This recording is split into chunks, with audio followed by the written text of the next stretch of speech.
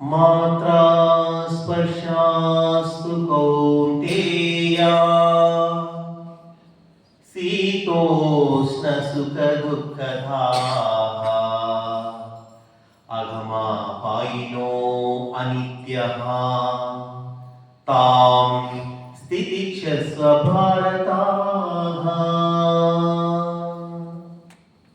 మాత్ర స్పర్శాస్తు కౌంతేయ.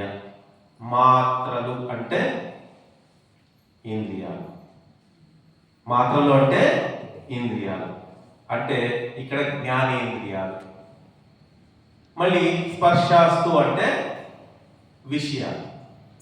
మరి ఈ జ్ఞానేంద్రియాలకి విషయాలు సంయోగం చెందినప్పుడు ఈ జ్ఞానేంద్రియాలు మనకందరికి తెలుసు. ఏవి? చెవి, ముక్కు, కన్ను, నాలుక, చర్మం. వీటిని జ్ఞానేంద్రియాలు అంటారు. ఈ జ్ఞానేంద్రియాలకి విషయాలు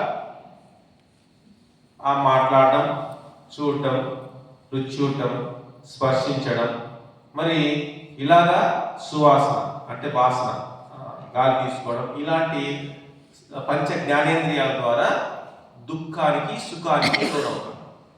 అది చెప్తున్నాడు. అంటే ప్రతి మనిషికి కూడా ఈ పంచ జ్ఞానేంద్రియాల వల్ల పంచ జ్ఞానేంద్రియాలకి విషయాలు సంయోగం చెందినప్పుడు వాళ్ళకి సుఖము దుఃఖము వస్తుంది.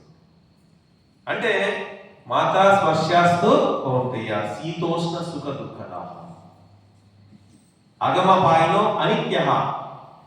మరి ఇది చూడండి, ఈ శీతాకాలము ఉష్ణకాలం, వేసవికాలము మరి చలికాలం కదా.